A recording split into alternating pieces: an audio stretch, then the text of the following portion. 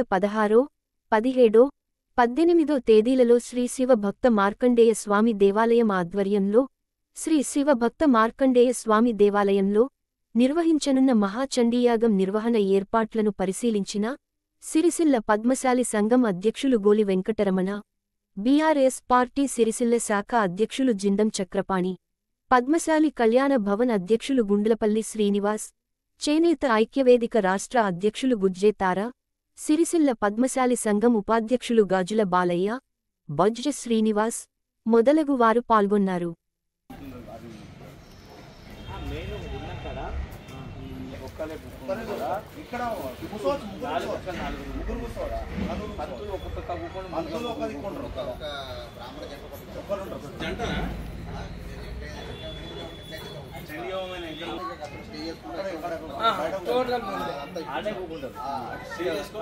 ప్రధానంగా ఒక ఎక్కువైనా ఏం లేదు,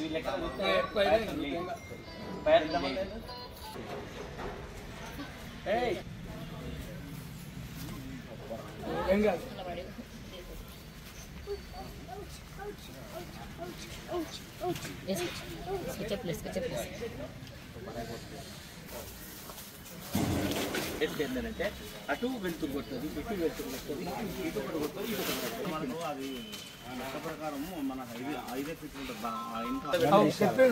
మొత్తం అవగాహన అయిపోయింది.